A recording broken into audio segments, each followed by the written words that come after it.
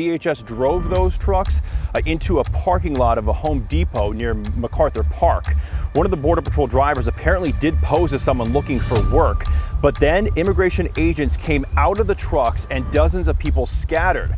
First, immigration tactics being used by the federal government have caused concern across our city. Our KSAT crews recorded this video showing federal ICE agents detaining people outside of immigration court. And already this week, a protest in response. And we are getting new video out of South Texas this morning showing an ICE raid that put a lot of people behind bars. Witnesses say workers went running after ICE agents, and they showed up at their construction site in Laredo yesterday. It was still dark in Texas when the first teams moved in. By 4:30 a.m., a major train station was already surrounded in one of the biggest immigration crackdowns in years. Armored DHS vehicles blocked key intersections. K-9 units paced the sidewalks. Dozens of ICE agents in tactical gear covered every platform, tunnel, stairwell, ticket counter, and bus lane. Within hours, they had detained more than 1,700 people, sealing off every gate and platform. Agents carried biometric scanners that confirmed identities in seconds. By the time it was over, they had seized burner phones, encrypted devices, and fake IDs from multiple states. So now, the scale and speed of the raid are raising pressing questions. How can they be certain they're targeting only those here illegally and not sweeping up innocent people in the process? And should this same operation be run in airports, bus depots, and public spaces nationwide? Or would that cross a line we can't come back from? In Southern California, dramatic videos show federal agents detaining day laborers in Home Depot parking lots and chasing farm workers across fields. What you're doing is kidnapping! This street vendor clung to a tree as agents tried to bring her into custody. An all-out blitz promised by border czar Tom Homan at the start of the raids. Are there more days coming ahead? Absolutely. We're going to be out there every day. President Trump reiterating today he wants to deport 1 million undocumented immigrants a year. What we're doing is we're really going after the criminal aliens, of which we have plenty to work with. But according to new ICE data obtained by NBC News, 120,000 out of the 185,000 immigrants arrested by ICE since October have committed no serious crimes. Alejandro Barranco says that includes his father, Narciso, an undocumented landscaper who was cutting bushes at an IHOP when he was pinned to the ground by federal agents last weekend. DHS says he tried to assault the agents with a weed whacker, a claim Alejandro refutes. You served in Afghanistan. What would have happened if you would have treated a detainee that way in the Marines? I promise you it would have been a war crime, and the situation would have been completely different. DHS says its officers used the minimum amount of force in detaining Barranco. If President Trump is watching, what do you want to say to him?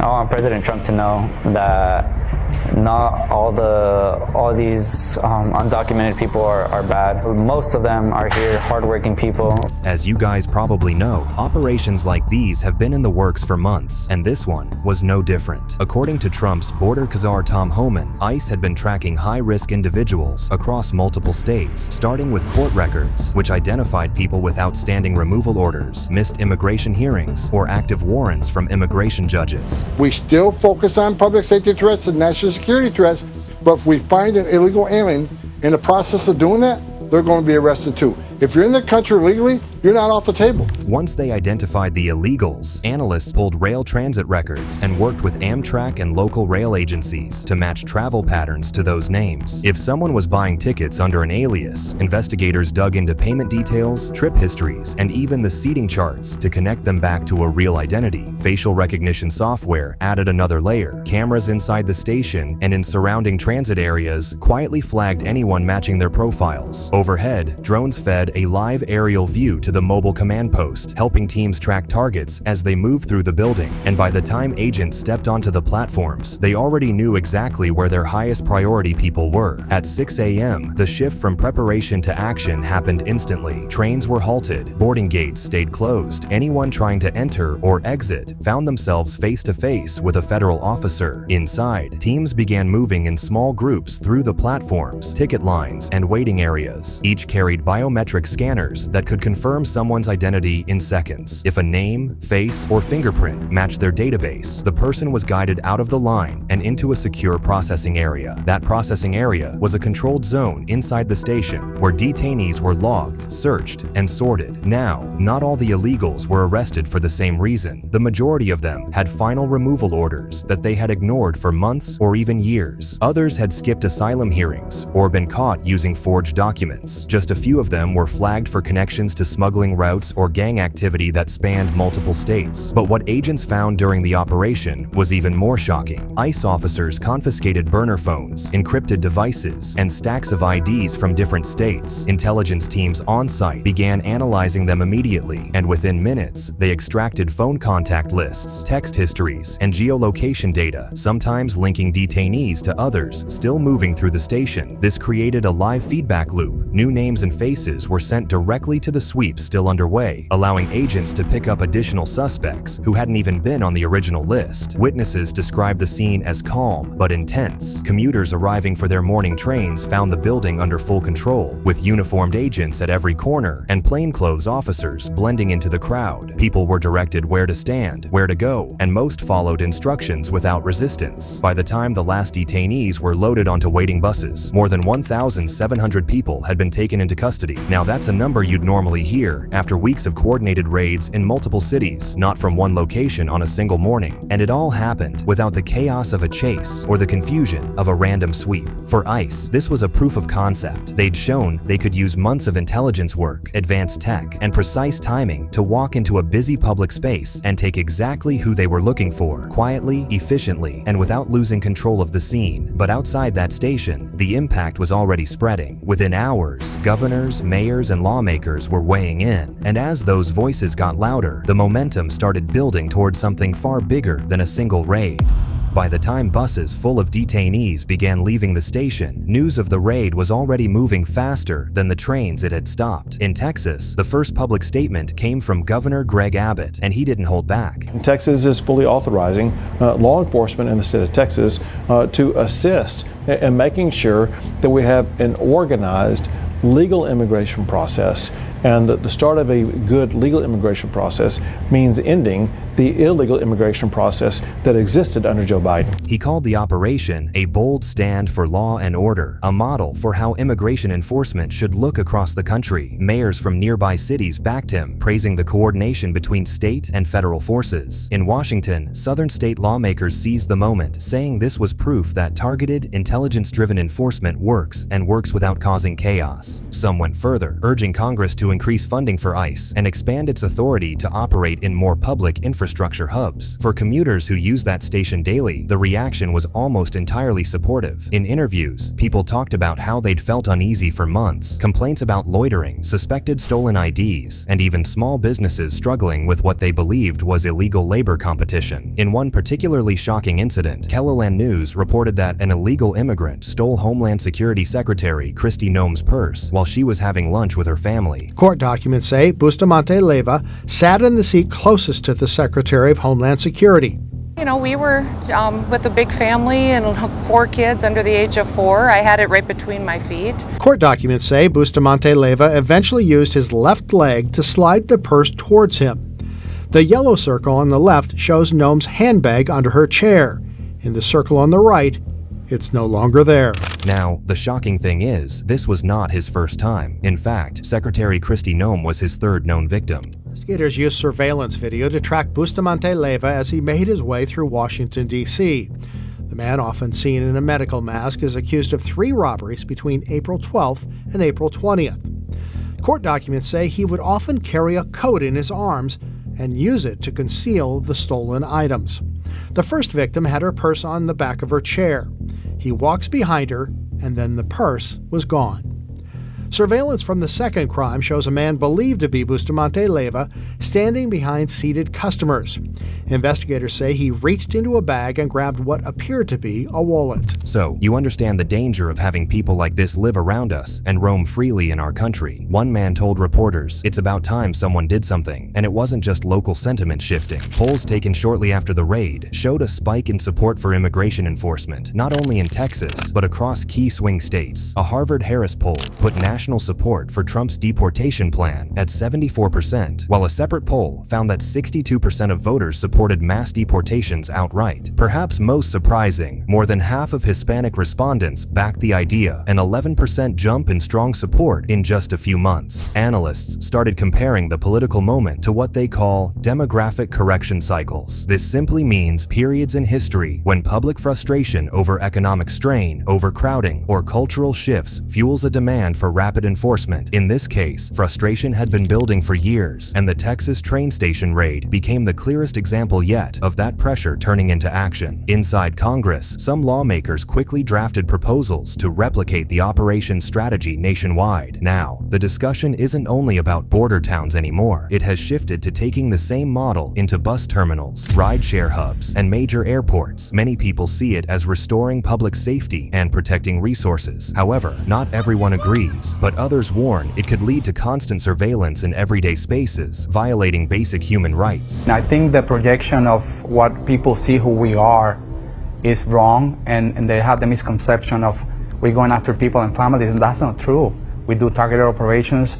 These cases are vetted. We do going after national security threats, public safety, and we're making our community safer. So never seen it in my years before, but we have to change the language, and we have to change the dynamics and the culture. But politically, the momentum is clear. The operation had delivered more than just arrests. It had produced an enforcement blueprint with broad public approval and the backing of influential leaders at both the state and federal levels. The real question now was whether ICE could sustain this level of precision day after day in multiple cities at once. And that's where the story turns from a single raid in Texas to a national strategy already in motion.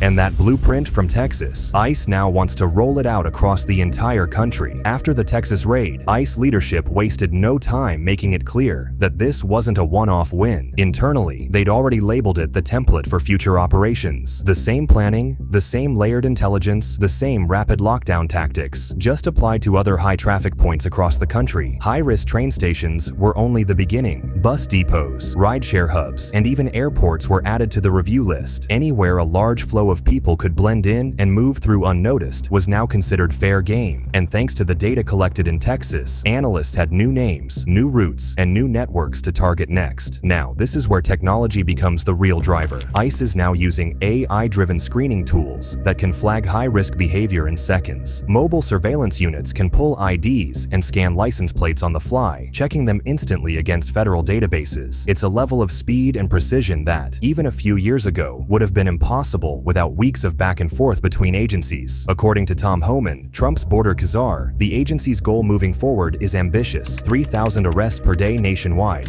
Vastly increased. Depends how quick we get more resources on, how quick we get the contractors on, how quick we bring the beds on. I mean, I looked at this morning, I think we got like 1,700 empty beds. We'll fill them in 2 days. Military aircraft are being used regularly to move detainees quickly between cities and processing centers. State leaders backing the plan say it's about momentum, keeping pressure on every route and every hub, so there's no safe passage for people trying to evade removal orders or work with smuggling networks. And this expansion isn't just operational. Lawmakers are pushing for new bills to extend ICE's reach into more public infrastructure hubs, shorten deportation timelines, and increase penalties for document fraud and human smuggling. Supporters argue that if Texas could detain more than 1,700 people in one controlled raid without public disruption, the same could be done in Los Angeles, Miami, Chicago, or New York. Behind the scenes, ICE's intelligence division is still working through the hull from the Texas operation. Every phone number, every message, every document is being mapped to build full profiles of repeat offenders and trafficking networks. Those profiles are then passed to field teams, so the next raid can start with a fresh, verified list. It's a system that is now designed to run continuously, gather intelligence, lock down a location, make targeted arrests, and feed the new information back into the cycle. And the fact that public and political support is growing gives ICE something they haven't always had: a mandate to go bigger, faster, and further inside U.S. cities. The only thing left to see is how far they're willing to take it. It's sad. What we've seen in California, Los Angeles, New York,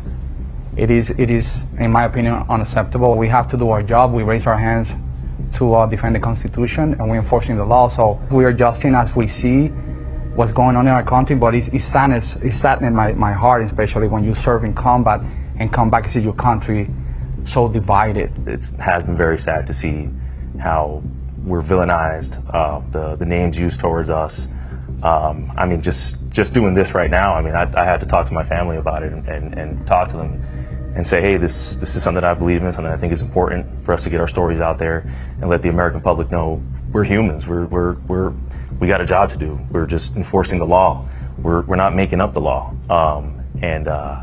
It's sad, but you know, we just keep pushing through it. And that's exactly what becomes clear when you look at how they're framing this as more than just an enforcement tactic. It's the beginning of a completely new era of interior immigration control. The Texas train station raid didn't just set a record, it signaled a shift in how immigration enforcement will work moving forward. For years, ICE operations were mostly reactive, going after people only after they crossed the border or were arrested locally. Today, the approach is proactive. ICE under Trump is using data and technology to strike deep inside U.S. cities, targeting undocumented immigrants who may have been living in the country for years. For many MAGA supporters, this is about restoring control and sovereignty, proving the government can enforce its own rules and protect public resources. State leaders, especially in the South, are framing these operations as essential to public safety. They point to rising concerns over overcrowding, strained services, and criminal activity tied to undocumented migration as proof that visible, large-scale action is overdue. Now, what makes this new era different is the combination of precision and scale of the operation. Instead of broad sweeps that risk detaining people without cause, ICE is focusing on high-confidence targets flagged by months of surveillance, biometric matching, and network analysis. It's surgical enforcement at a mass scale, something that's been difficult to achieve until now. The Texas operation also showed the political benefit of that precision. By avoiding public disruption and zeroing in on people with removal orders, missed court dates, or criminal links, ICE gained rare bipartisan praise and boosted public approval ratings for interior enforcement. Polls after the raid showed support not only holding steady, but climbing, especially in communities that have felt the impact of rapid population changes. And the infrastructure to expand this is already in motion.